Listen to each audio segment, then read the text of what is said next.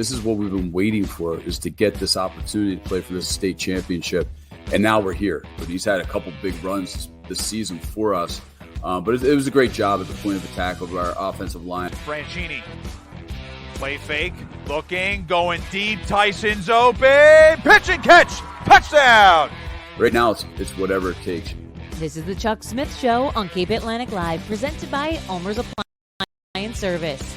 Now, here's Coach Smith and your host, Nick Kosko. It's the Chuck Smith Show right here on Cape Atlantic Live, presented by Ulmer's Appliance Service. I'm your host, Nick Kosko. With me, of course, is Mainland head coach Chuck Smith. Coach, regular season in the books. You guys finished 6-3. Epic 21-14 victory in overtime over Delsea on the road Friday night. Playoff brackets are official. We'll dive into all that. But first, what a win on Friday night to kind of spur you guys into the first round of the playoffs. I mean, that was exciting stuff last Friday. Well, the last minute 34 was exciting. No, it was a great character statement by the kids. Delsea used their ball control offense. If there was 48 minutes in a game, they probably had the ball for 40 of them. They just were able to maintain the possession of the ball, milk the play clock, drove the field a couple of times. And when things looked really bleak at the end of the game, when they scored to go up by 7 with a minute 30 something left in the game, and then they kicked off, and it didn't look great, but there was never any doubt. There was never any rejection or dejection or anything like that on the field or presented by the kids. And they showed it. They showed their championship caliber by driving the field that final minute, scored a tying touchdown, and then going ahead and doing the job in overtime. We'll see what that championship caliber is made of this coming week, or beginning this coming week. When you look at this game against Delsea, and again, they also made the playoffs within Group 3. They're going to be in the opposite bracket from you guys. You guys are in the number 2 seed in South Jersey Group 3. They're over in Central Jersey. But when you look at what happened in this game, you guys, I believe, had the lead 7-0. We're controlling the game for the bulk of the time. But you mentioned Delsea's time possession, them to drive down the field, but they eventually finally broke through, scored, and then scored again late with, as you mentioned, 90 seconds to go, and things did look a little bleak. What was going on with the with your guys' offense, and how come it only stayed at that 7th lead, and what you weren't able to essentially build on that throughout the game? Yeah, I think when we finally did the whole stats from the game, we had the ball for 29 offensive plays. They had it for, I think, 55 offensive plays. We were fortunate. They got the opening kickoff turnover, and we got the ball in their end of the field. And the very first offensive play we had, Franchini hit Dylan Granzow for a 35-yard scoring play. We ran one play and we scored a touchdown. And then they got the ball, drove the field, but our defense did really well in the first half, held them a few times. They had some long drives. We only had 1 or 2 first downs in the first half when we got the ball. Delsea did a great job with their defense also. And we were able to take a 7-0 halftime lead. And then we came out in the second half. We got the ball first, but we went 3 and out on it. And then they got the ball, and they kept the ball the remainder of that quarter, and then scored, into the fourth quarter, beginning of the fourth quarter, to tie the game. And then we got the ball again. We, I believe, got a first down on that drive, then eventually punted, and, they got the ball again and took the rest of the quarter all the way down to score the go-ahead touchdown with like a minute. I think it was a minute 34 remaining in the game. When they scored that go-ahead touchdown. We had a turnover that was kind of costly. We threw an interception when we were driving into their end of the field. I think we were on their 45.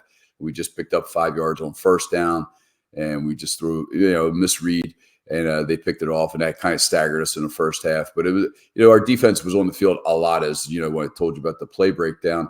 But I thought they did a pretty good job. That's a tough offense to get ready for in a week, especially with the old coach coming on to call the plays, Sal Marchese coming on to call the plays, and you knew something else was going to evolve, from what they had shown previously. And they did a nice job with their option offense, and that's hard to get ready for any opponent in 1 week because nobody really runs the option, and they do it very well, and I think it was probably easier to install because most of those kids ran it last year and for years before that. So even though they hadn't done it or shown it this year, them pulling that out was something new this week for them.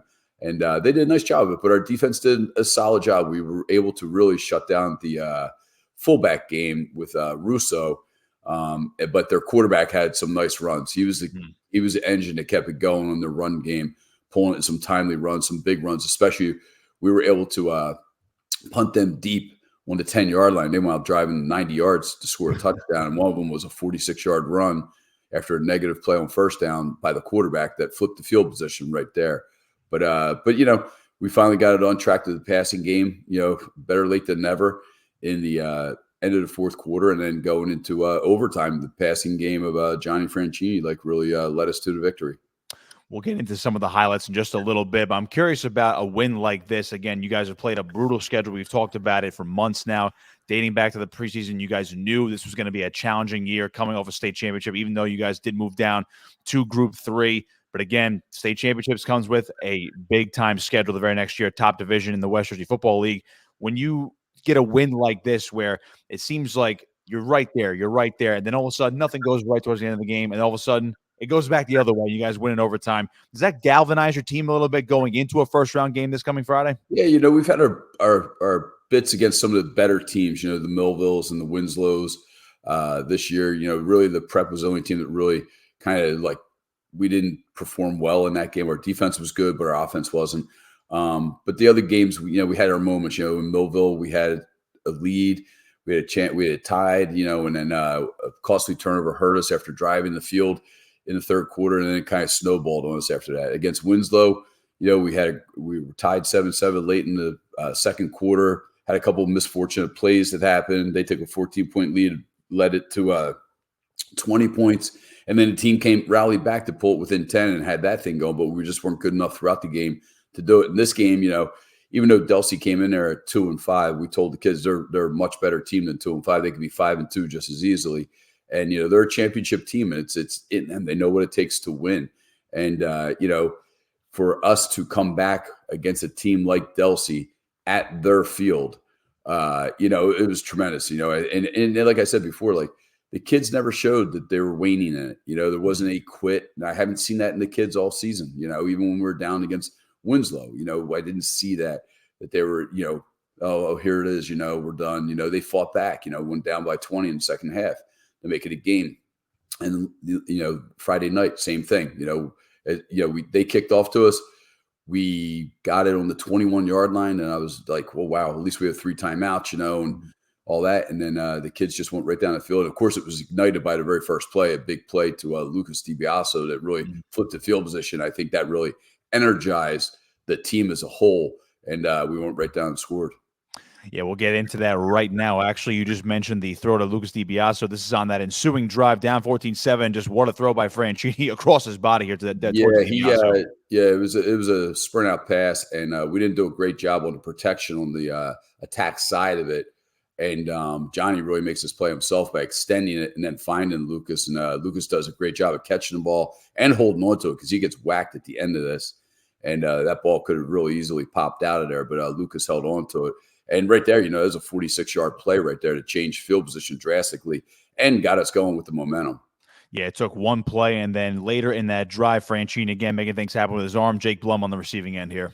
Yeah, Jake, it's a great, Johnny put the ball in a good spot, but Jake just makes a tremendous play. You can see he's run down the field. He kind of opens his hips back to the back shoulder target of Johnny to make a tough catch in between the safety and the corner there to give us a first down and keep that momentum going. So we'll move on to the next play, which is right here. This ends the drive. It's the tying touchdown. Again, touchdown pass from Franchini to Jake Blum. Yeah, it was I think 30-some seconds left in the game right here. And we just ran a little combo route to the outside. And, Johnny makes a great read on his cue right there. And Jake finds the hole, and Johnny puts it right in there. And you can see just the way Jake catches the football there. He wanted to make sure it was a secure catch. And then the most important thing was the PAT, really, because our long snapper, Ethan Schock, who's been doing it all year and a great job, got injured during the game and couldn't snap. So Rocco DiBiaso is our backup long snapper, short snapper. He came into the game, and he had a snap on that play. So you talk about being nervous. Yeah, we scored a touchdown. We're still down 1 to tie it, and your backup long snapper's coming into the game to snap for the most important point of the game and just put it right on. arguably the biggest play Rocco DiBiaso made all night was that snap right there. Yeah. So let's go to overtime now. You guys got the ball, go right down the field, at least from the foot of the 25-yard line, and then Johnny punches it in with his legs. Yeah, Delsea won the toss, and we got the ball first on the 25-yard line. We missed a couple plays early. We hit a big 3rd and 10 down play with Johnny hitting Lucas, who made a great route adjustment on the play prior to this. And then Johnny had a nice little scramble before this play also to get it down to like the 5-yard line. And then we just ran a sprint out again to that side. And, the quarterback knows that if he doesn't have his read to tuck and go, and he tucked it and made a nice little run there, tough little run there right at the goal line to give us the lead with Delsea still getting the football, to finish out that first overtime period. And Delsea knew the situation. They wanted defense first, where they were down 7, and then it came down to this final play right here. Liam Kennedy on the pass break up here. This ball sails just a little bit high. Yeah, it was, they had gotten a penalty a couple plays prior, which was big because they had the ball on the 10-yard line, and the penalty pushed them back. And they tried to throw a pass the play before, and Liam was in coverage, and Nick Rivera was in coverage, and Liam deflected the ball away. At the goal line, the kid didn't make the catch in the end zone. And then this was the 4th down attempt here. And our outside linebacker, Colt Russo, does a great job of cutting off the quarterback on a sprint out action and really forcing him to throw before he was ready to throw. And, put the pressure on him. And then Liam was in good coverage here. And, the kid would have had to make a great catch on that to pull that down. But Liam didn't give him any opportunities to do that. And that was the end of the ball game, thank God. No more heart attacks from Friday night. So you guys do finish 6-3. Looking ahead now to the first round of the playoffs, you guys are officially in the South Jersey Group 3 playoff bracket. The number 2 seed, number 7 Barnegat, is going to be coming to town, and the rest of the bracket, it's number 1 Hopewell Valley hosting number 8 Nottingham, number 4 Seneca against number 5 Timber Creek, and number 3 Homedale hosting another local team, number 6 Oakcrest, and the other local teams like Ocean City, Absegami, and Cedar Creek are over in the central bracket. So maybe a potential state semifinal against any of those teams, should that be the case in about a month or so. So when you look at this first matchup here, Coach, again, you guys made the run last year in Group 4 down to Group 3 this year. First round matchups can always be a little tricky. It's usually a team that you have not seen before. You haven't seen Barnegat before. They're not too far up the road, but again, they're a little bit out of the playing area. What really stands out so far as you began your film watching on Barnegat? Yeah, I've been watching them since about 5 a.m. this morning and just finished really like an hour or so ago. I still have to go back and do some more work, but they're a good football team. They're 6-3 also. Quarterback's a very good athlete. They like to throw the ball around a lot. They have a very good running back who has a little bit of speed to him, a little bit of wiggle to him. They have some good size up front with their offensive tackles. Their defense, they have this really tall outside linebacker, number 81, who likes to bring pressure a lot. They've played a tough schedule also, won a couple tight games, lost a tight game. But they're a good football team. They've had some tradition there from the past years, and they're back on track again. And, you sit there all day, just trying to find research, especially teams you're not used to seeing and playing. You're trying to find anything you can on them. So you're reading newspaper articles and talking to people and things like that. It's a long, long day as you get going. But they're a tough football team. They're in the playoffs for a reason, and we'll have our hands full with them on Friday night at the Mustang Corral.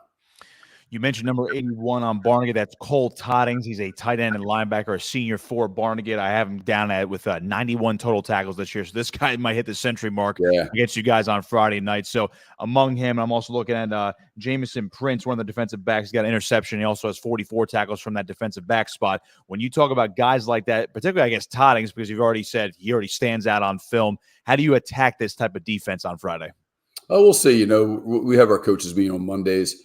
And, we got to look at what they've done schematically that has shown through on several of the films and kind of things like what we do. And then plug and play from there. We kind of have, you have your list of plays and formations that you like to use. And then you see what a team does. And you kind of pull from that what's going to be the best things to do.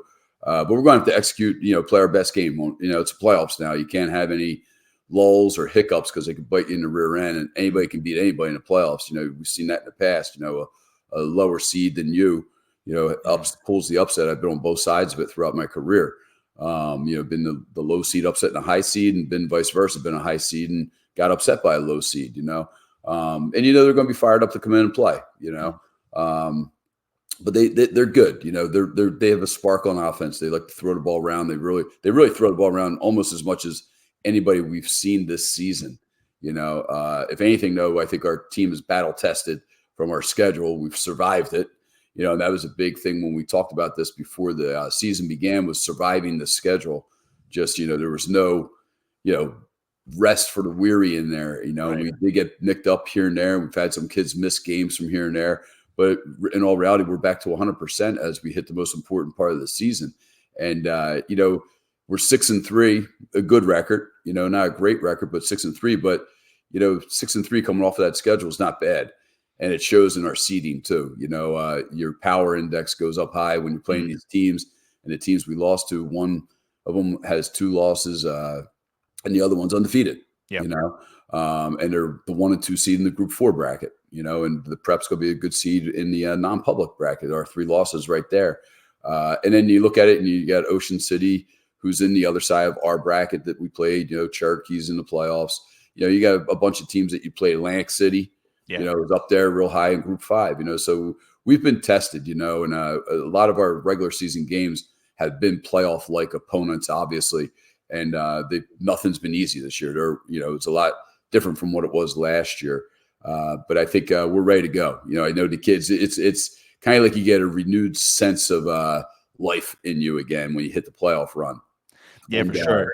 You kind of get through the grind of the season, the wearing out of things, you're tired. We gave the kids off after we got home from Delsea so they could sleep in on Saturday.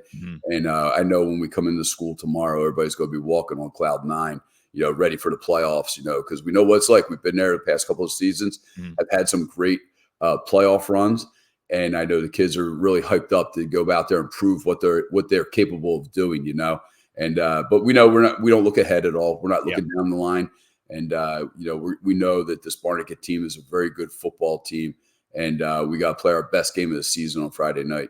Yeah, the bracket's going to be very interesting to see it unfold. This is Barnegat's first playoff appearance since 2021. When they were actually down in Group 2, they played in the Central Jersey Group 2 bracket, and they had to go all the way up there to Raritan. So maybe it's a small question, but I got to imagine. I know the geographics don't necessarily really make sense at this point between South and Central Jersey, but it's got to feel good that there might not be many long trips in this bracket, particularly since you guys do have a 2 seed. So you're looking at a couple home games should you guys keep advancing here in this bracket. Yeah. Just, it's funny with this new playoff format. It's really neat. And people are like, well, where's Hopewell Valley and where's Summerdale and all that? And I'm like, I have no idea. I had to go on Google to find out where these things are and how far away they are and all that, and it's neat though. You get to play a lot of different teams, and it really it has you going as a coach. You've been around a long time and you have a lot of friends across the state, especially when you do these all-star games and things like that. And everybody, all football coaches are the same. Everybody contacts everybody. Hey, what do you think about this team? What do you think about that team? And it's been that way, just trying to find out some information on them. And, and then you look at their schedule, you look at the other teams that they've played, and, some teams you've heard of before and many of the teams I never heard of before, or seen them play. And it's kind of neat because when you're watching film, it's a whole different thing that you're watching. It's not the same as, being around here, you're watching the Ocean Cities, the Pleasantvilles, the Oakcrests and Gammies and EHTs and stuff. Also you're looking at these other teams and the other facilities and other fields and stadiums and things. So it's really neat to do.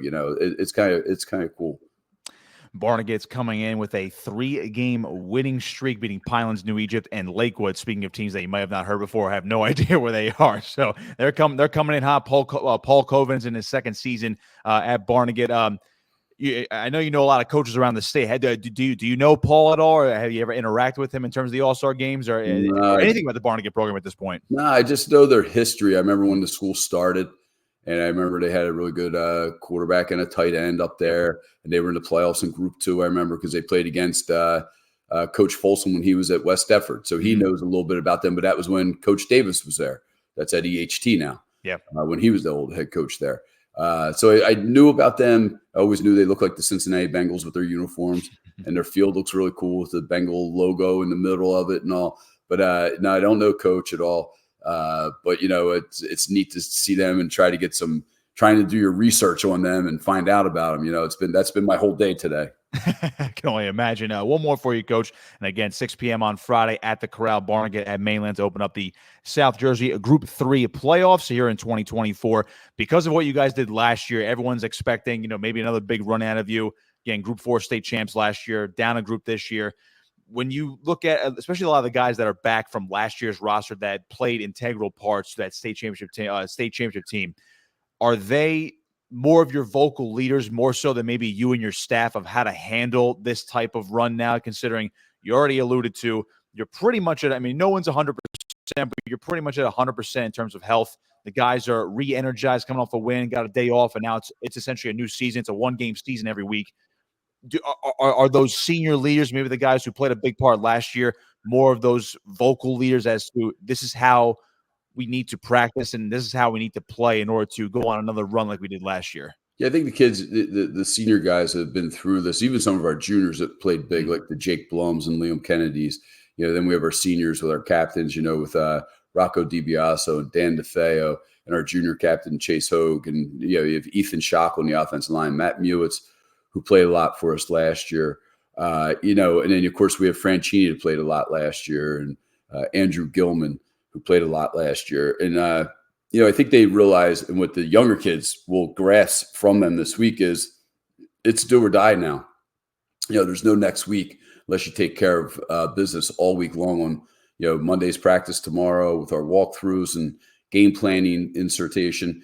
And then all of a sudden, Tuesday and Wednesday with our work days, and Thursday with the final tune-up, and then to perform on Friday night, because if you don't perform on Friday night, it's all over with. And, I think that will be the urgency that's going to be expressed by our team, not just the coaches like you mentioned, but by the kids, especially the seniors, because this is it. This is the last hurrah. You always want to do it for your senior class. And our senior class has been the group that's been there for the turnaround. When it came in as freshmen, we were, I think, 4-6 that year and lost in the playoffs. And then the turnaround happened. We went on a great run their sophomore year and junior year. Now it's their turn as seniors.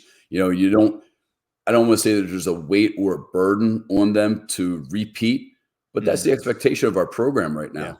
Yeah. That's when we sat down at the beginning of the season and discussed goals, you always put down, about, being undefeated at home. We lost our first home game in a couple of years this year to Winslow. That was our first home game that we lost at the Corral. You put down that you want to win your division. We weren't able to do that this year. We put down we want to repeat as sectional champions. So that's still there for us to get. And we put down we want to defend the state title. Even though we can't defend it in Group 4, we have a chance to do it in Group 3 now. So those two things are still there for us. And the kids know we're very, very goal oriented, like most teams are. But our expectations have been very high the past couple of seasons. And we went into this season with those same expectations because of what we had coming back, with our senior class and a lot of the juniors who also played as sophomores and freshmen. So the kids know what it's about. They know what it's like to be in this grind. You think about it. I think we've played 11 or 9 playoff games in 2 years. That's a lot of playoff games for these guys. So they have a lot of playoff experience coming into this postseason now. And we know that there's no tomorrow if we don't do it, And I think that's the thing, in the old days, it used to be Thanksgiving game. And you knew that was it, and there was a very emotional day, especially for the seniors, knowing that many of them, that's going to be their last high school football game. And now you have the postseason, and there's that, win or go home type mentality. And that's going to be, believe me, that's going to be hitting home a lot this week with these kids. A lot of our seniors, this will be their last run on a football field, wearing a football uniform and a helmet and shoulder pads, and being out there with this group of guys. Every team is different. Every year is different as you go through this career that I've had. And you always want to do it for the seniors. And these guys, I wish them the best of luck in this postseason run. And I know that they're going to put everything on the table as we get going. I know, like I said before, I know when I walk into school tomorrow, it's just going to be like the beginning of the season, that first game of the season, all that excitement and that build up that you have in the first game. It's going to be like that all week long at Mainland. I know it. Yeah, the calendar's turning to November. What a run for these seniors. State semifinals a couple years ago, state champs last year, and potentially a third straight sectional title, and perhaps even more on the run to potentially get back to Rutgers University to win that Group 3 state title. Coach, good luck on Friday. We'll be out there, of course. Barnegat at Mainland, 6 p.m. at the Corral to open up the South Jersey Group 3 playoffs. We have another fun run here in the late going to fall. Yeah, that's our goal, and I really appreciate it. And by the way, Matt was out at Delsea last week. I guess he was scouting us out still. You know, he doesn't know what he's got with us. He was jotting down some film notes, I guess. Or he was checking out the other team's equipment. I don't know. Yeah, I don't know what he was doing, but he caught a nice little video at the end of the game right there. So I'll give him credit for making the trip out to Delsea. So, Coach, we'll see you Friday, and good luck then. Sounds good. Chuck Smith Show right here on Cape Atlantic Live, presented by Ulmer's Appliance Service. We'll see you next week.